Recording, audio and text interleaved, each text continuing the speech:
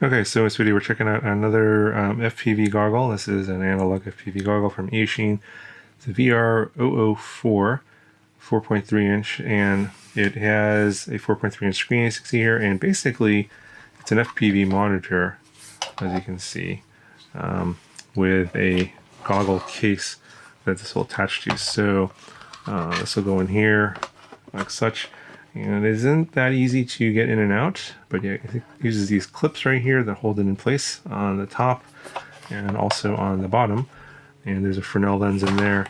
Just a, pretty basic goggle box goggle here. Got your 3-strap head strap here.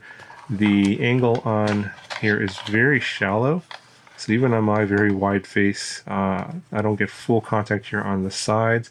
So for those of you that have more Western style faces, or we have more angle, you're going to get light leak here on the sides. And I do get light leak here in the nose area. But, nothing really spectacular about this. It's a budget goggle here. I mean, it's, like everything that is related to FPV in terms of goggles, it's very subjective, very dependent on your face shape. The way you can focus on the screen in terms of like the lens and your vision, what kind of like glasses you're wearing, all that kind of stuff. Those are going to be big factors. So, again, standard disclaimer, your mileage will vary because it's going to depend on you. In terms of me, like every other box goggle, I've had no problems focusing on screen even without wearing my glasses. Now, this is not wide enough here for me to fit my glasses in here. I know that's another question. That's another common question here. It's not wide enough for me for my glasses, so it depends on your prescription, what kind of glasses you have. I have a feeling this is not wide enough for most people, and it isn't really designed for glasses to go in here, so you'd probably have to mod this somewhat if you want to get glasses in here, if that's what you're interested in. Alright, so here's a quick look at the specs. 4.3 inch IPS display, 800 by 480 pixels. It's 500 lux brightness for the screen. It does have a built-in DVR. And we'll go over all that stuff here in a second. 1S LiPo battery inside, 1200 milliamp hours. It says about 2 hours breaking time. I get about like 1 hour and like 1.5 hours of constant power on time. Weighs 350 grams.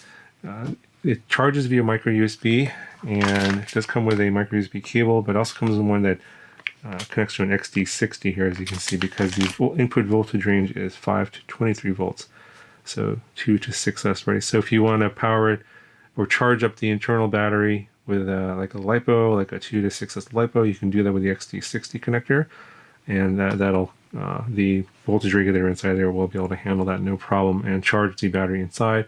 Or if the internal battery is dead, you can just plug in this and then put your 4S or 6S LiPo, whatever you're going to use, in your pocket and power up the goggles that way. The connectors are RPSMA, as they are on all Eachine models. That's pretty normal. It's a single receiver, but it's 2 antennas. So it's got antenna diversity. It's not real diversity. It does have a built-in AV output. I'll show you that here in a second. It has 5 bands, 8 channels, so 40 channels total. And this is the frequency chart with all the frequencies available. So here's what else comes in the box again. The micro USB cables and the XD60 connector. You have an AV out cable as well. If you want to use that, there's a port here, AV out. So if you want to send the signal out to another screen or a different DVR, for example, you can do that there. Micro USB connection there, 5 to 23 volts. And then you have your DVR with your micro SD card there, up to 32 gigabytes. The antennas are just your standard whip antennas that come with it. I would highly recommend getting some different ones, RPSMA connectors, of course. You're going to have to get some different RPSMA antennas if you want better reception. This is pretty much standard. I think it's the exact same receiver that's on all the other Eachine goggles that have antenna diversity. So basically it's the same receiver with 2 antennas. So if you're familiar with what the reception is like on those models, it's pretty much the same. It's nowhere near as good as like rapid fire or any kind of traditional diversity receiver type system. So be aware, this is again budget entry level equipment here. So the screen itself, pretty basic in terms of like its shape and size. I wish it had a tripod mount here on the bottom, but it doesn't. that would have been really nice to use it as put it on a tripod if you want to use it on like a table or something like that. Standard buttons here on the side, power on, hold down for 3 seconds, will turn on. Has an auto search button, channel plus and band plus buttons, and then the record button is for starting and stopping the DVR, and then you have a reset button here. If you get stuck or whatever, you can reset the whole screen to factory settings. Let's go ahead and turn this on, and I'm going to power up a camera as well. Okay, so here's this is actually a Caddx Ratel V2 camera. Check out that review, put that up a few days ago, but you can see here, that's what the lens looks like from the other side. Just give you an idea of what an FPV camera would look like. Let me bring this right up here. So this is kind of give you an idea of what you're going to be looking at if you see this screen. It's a pretty nice screen. It's could be a little brighter. You can adjust that if you want. Let's bring up the menu. So to bring up the menu, just short press the power button, and then to cycle through each menu item, just constantly short press the button here, and you can adjust, brightness, contrast, color, sharpness, all that. Everything is here on default. You can also adjust the volume. Although I didn't notice there was a speaker on here, so I'm not really sure what that's for. You can adjust the rec size, which is basically the size file of the DVR. So let's see here. You can change that to D1 or HD. I just use standard VGA, it's like 640 by 480. And then there's rec time, I left that off. You can format the SD card here, language, and then you can go to default settings there. And it'll eventually will time out. If you want to go into the DVR, that's hold on a second here, let me bring that back up again. If you want to go in the DVR here, you just press the band plus button, I believe that's the select button. Yeah, and that will load the DVR. Okay, so here is a file that I previously recorded, and this is if you want to do DVR playback. I think you press the record button to initiate playback.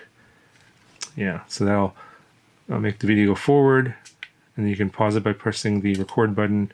That'll pause it and play it.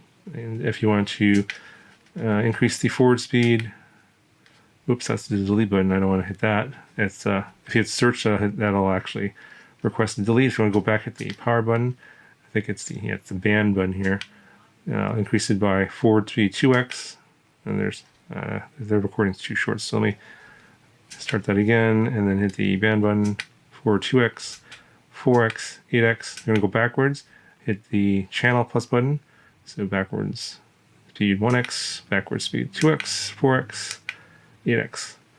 And yeah, so if you want to get out of the DVR menu, you just hit I think you hit the power button, that's like the back button, and it'll take you back to the live feed. And of course, you have your normal OSD up here on the top, your signal strength, channel, band, and channel number there, as well as your frequency number and your battery indicator at the top. Yeah, so that's pretty much it for this guy. It's right in line with a lot of the other analog box goggles from Eachine. Not a whole lot different. It's just that you have this, you can take the screen out like this and use it separately if you want, which is kind of nice.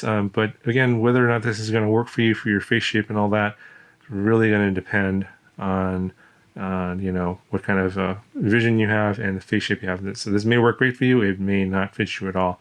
But if you just want to use it as a screen, I like the screen. This is something that I'm probably going to keep and use like on the bench or whatever, because it does have a pretty nice, it's a glossy screen, but the image here is very nice, and I think it'll work well to use for future review videos and stuff like that. So anyway, that's going to do it for this one. Yeah, let me know if you have any questions, and I'll talk to you guys in the next one.